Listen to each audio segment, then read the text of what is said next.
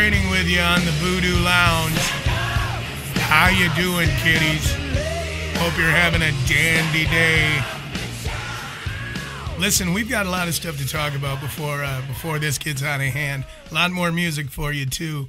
But one of the things I do have to get into is this Rick Fox interview. I spent about 2 hours on the phone with Rick, and one of the things we discussed was how he was, hanging around with the guys in Kiss before they were even Kiss, before they had a guitar player by the name of Fraley. And he was there, when Ace auditioned. He used to date Peter Criss's sister, of all things, and that's kind of how he got to know the guys. And I asked him, when you were watching these guys rehearse in that loft in New York, did you know that this was going to be what it's turned into today? Let's take a listen to what Rick had to say about that. In the early 70s, there really wasn't much of that kind of music around. You had your Deep Purple and maybe Alice Cooper, but there was no bands that I could compare them to that were as heavy as them. But their hooks and their riffs were as catchy as Doobie Brothers or whatever, anything like that. They just had a very simple rock and roll-y feel, but when you start cranking up the volume, it takes on a whole different perspective. So they had these really catchy songs with harmonies and really cool, guitar riffs and hooks and breaks. And then, they added the whole theatrics to it. So there was nobody you could compare them to.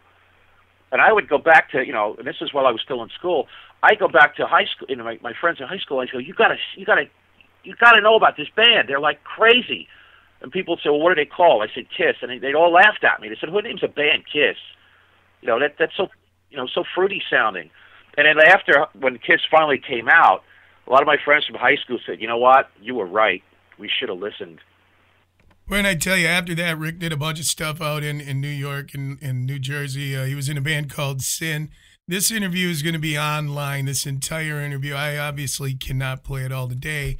But I went on to ask him how he landed the gig with Wasp way out in Los Angeles. And this is a pretty good one. This is what you call the hand of fate.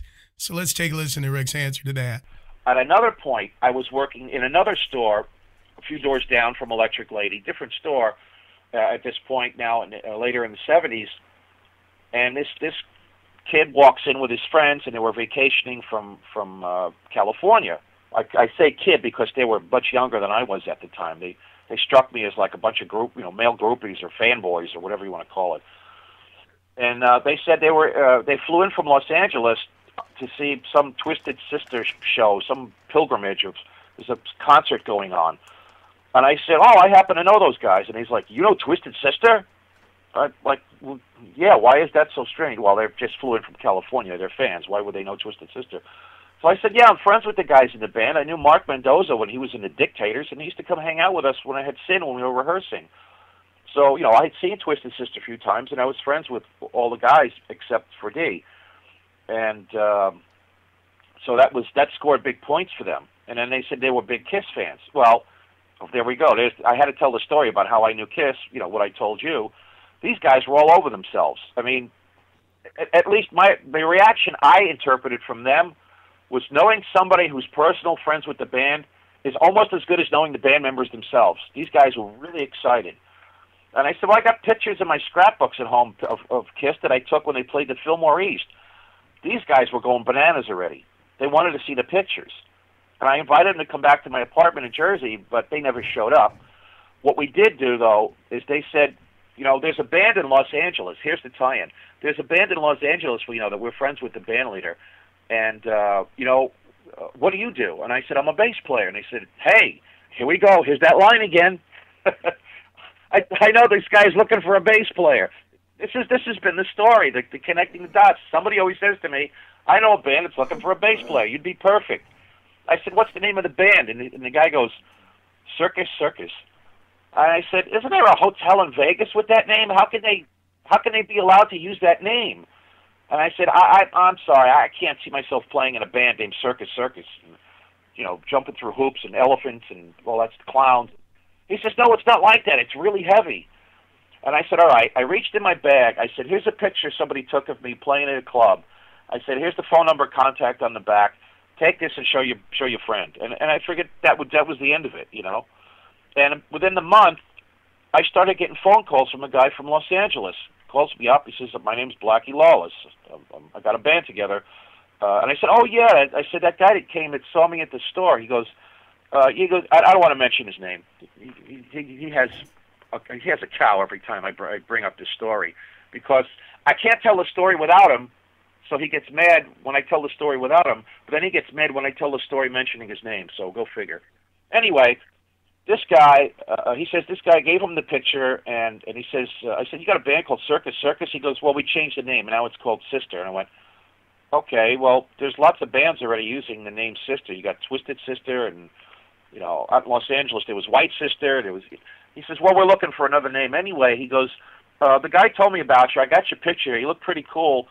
You know, if you could send me some information about yourself, I'd like to get a little more background on you. And I said, well, I play in cover bands. We don't really have press kits, but I can put one together. And he says, okay, that'd be great. And I said, I don't have a demo tape, because what do I need one if I'm playing in you know, with cover bands in the clubs? I said, you know, he says, well, we got a tape. And I said, well, send it to me. Let me hear your stuff. So he sends me the tape, and I was blown away. It's a lot of the early, you know, pre-Wasp stuff, you know, that he did, you know, that's on the demo. And I said, yeah, all this stuff sounds pretty good. And he's trying to convince me to come out to L.A. to take a shot and audition. So long story short, too late, I know. He makes an arrangement to fly me out to Los Angeles to try me out for the band. So I bring some amp heads with me, my bass, and some clothes. And, you know, I land in Los Angeles, and, you know, he asked me before I got on the plane, he goes, how tall are you? And I said, well, why does that matter? He goes, because everybody in the band's really tall. You have to have a uniform look. And I went, okay, well, I wear boots with heels. I mean, you know, I'm like 6'3" or 4" with the heels, but because that's fine. So I get off the plane, I'm walking down the ramp, and I come out, I see all these heads with black hair or dark hair standing up like a head taller over the regular crowd of the passengers getting off the plane in the terminal. And I see this one head walking towards me, and the crowd's parting, and that's Blackie Lawless. So that's how I met Blackie.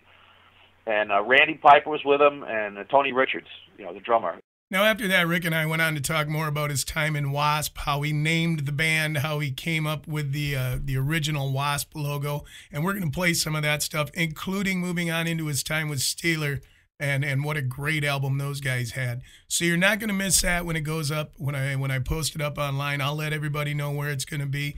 In the meantime, let's listen to a little bit of Wasp. This is Post Rick. Not much post, but post. This is I Wanna Be Somebody. You say you don't wanna run and hide, a place that no one knows, and everyone you meet, you're gonna show. You're nobody's slave, nobody's chains are holding you. You hold your fist up high and move a through. You just got to be a pal where the whole world's watching me. 'Cause I got the guts to be somebody. Cry out! I wanna be somebody soon. I wanna be somebody too. I wanna be somebody soon. I wanna be somebody too. You say you don't wanna stop or take the table crumbs and fall. You don't wanna beg or plead at all. You don't want no 9 to 5, your fingers to the bone. You don't want the rock house bloody stones. You just got to be a pal where the whole world's watching me. 'Cause I